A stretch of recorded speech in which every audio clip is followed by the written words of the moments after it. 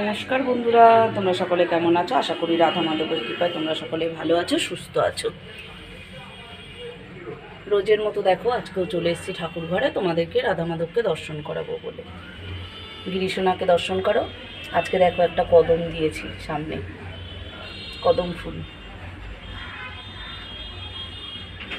রাধা মাধবের কাছে একটা দিয়েছি। সকলকেই দর্শন করো। পুজো আমার হয়ে গেছে, ভাবলাম তোমাদেরকে দর্শন করিয়ে তারপরে আমি প্রসাদ নামাবো।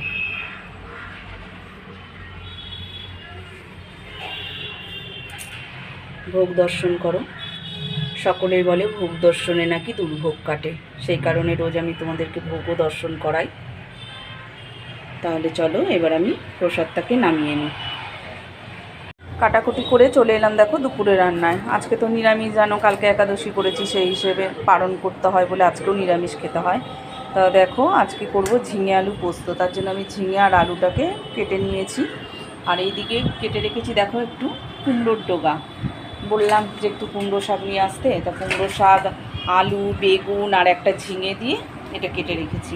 আর রাত্রিবেলা কিছুটা ডাল ভিজিয়ে রেখেছিলাম, মানে ভেবেই রেখেছিলাম যে আজকে ডালের বড়া করে আর কুমড়ো শাকের ডগা খাবো, সেই হিসেবে রাত্রিবেলাই ডালটা ভিজিয়ে দিয়েছিলাম। তা এখন দেখো এই ডালগুলোকে আমি জল ঝরিয়ে নিয়েছি, মিক্সির বাটিতে দিয়ে দিচ্ছি। এখন আমি এগুলোকে একটু আদা বাটা করে পেস্ট করে নেব, নিয়ে তারপরে বড়া করে ওই যে যে কুমড়ো ডগা কাটা আছে দেখছো, ওইটা তরকারি করব। আর এদিকে নিয়ে চলে এসছে দেখো পোস্ত, জেকের পোস্ত দিয়ে ঝিঙে আলু পোস্ত করব। আর এই দুটো করার পরে দেখছি আর কি রান্না করা যায়। ফ্রিজে এখনও রয়েছে কিছু সবজি, আগে এগুলো এগিয়ে নিই তারপরে।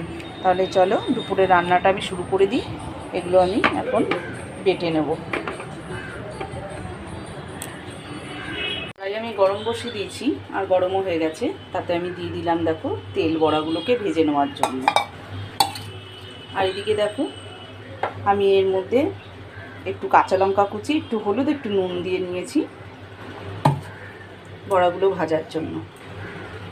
আগে বড়াগুলোকে ভেজে নেব, তারপর আমি তরকারিটাকে বসাবো। তাহলে চলো বড়াটাকে রেডি করি। তেলটা আমার গরম হয়ে গেছে, এবার এক এক করে আমি বড়াগুলোকে দিয়ে দেবো। এর আগে আমি করেছি, তোমাদেরকে মনে হয় দেখিয়েছি ভিডিওটা, যে কীভাবে আমি বড়ার তরকারি করি। নিরামিষের দিন আমার বেশ ভালোই লাগে এটা খেতে। তাই এইভাবে আমি সব বড়াগুলোকে ভেজে নেবো লাল লাল করে। এগুলো জানো তো শুধু খুব ভালো লাগে, বেশ গরম গরম ভাত হবে, একটু কাঁচা লঙ্কা হবে, খুব ভালো লাগে। আর কোনো তরকারি লাগে না। আমার তো খুব ভালো লাগে, মেয়েরা অতটাও পছন্দ করে না, কিন্তু তবুও খায় না তা না, খায়। কিন্তু আমি খুব ভালোবাসি খেতে, আর আমার মা সেও খুব ভালোবাসতো। আর তার থেকে এইসব রান্নাগুলো আমার জানো তো শেখা। তাহলে চলো বড়াগুলোকে লাল করে আমি ভেজে নিই। বড়াগুলো দেখো আমার লাল হয়ে ভাজা হয়ে গেছে। এর আগে আমি কি করেছিলাম, উল্টিয়ে দিয়েছিলাম। তো দু পিটি আমার ভাজা হয়ে গেছে। এবার বড়াগুলোকে আমি তুলে নিচ্ছি। তুলে নিয়ে বাকি যেটা আছে আবার সেটা আমি দিয়ে দেবো। সবগুলো একে একে তুলে নেব। বড়াগুলো সব ভেজে তুলে নিলাম দেখো। এবার আমি এই কড়াইয়ের মধ্যে আর একটু তেল দিয়ে দেবো।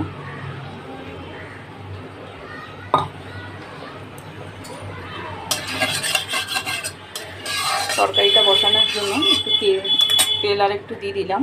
আর এর মধ্যে আমি দিয়ে দেবো দেখো একটু পাঁচফোড়ন, বেশ খানিকটাই পাঁচফোড়ন দিলাম ফোড়নের জন্য।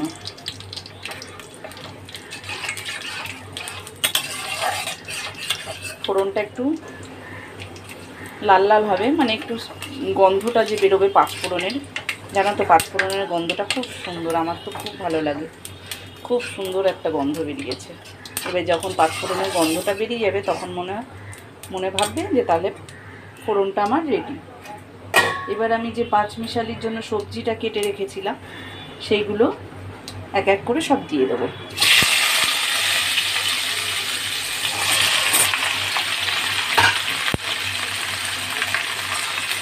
দিয়ে ভালো করে নেড়ে চেড়ে নেবো।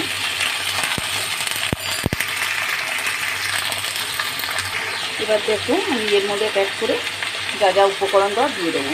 প্রথমে দেখো দিয়ে দিলাম নুন, এরপরে দিয়ে দেবো আমি দেখো একটু হলুদ গুঁড়ো। সবজিতে আমি খুব বেশি হলুদ দিই না, যেমন সবুজ জিনিস হলে, তাহলে কী হয় সবুজের যে ভাবটা সেটা কেটে যায়। এর আগেও আমি বলেছি আমি কোনো সবজি হলে, মানে সবুজ সবজি হলে, যেমন শাক বলো, কুমড়ো ডোবা বলো, দিয়ে দিচ্ছি দেখো খানিকটা জিরের গুঁড়ো। এগুলোতে আমি একটু হলুদটা কমই দিই, যাতে সবজিটা বেশ একটু সবুজ সবুজ লাগবে, দেখতে খুব ভালো লাগে।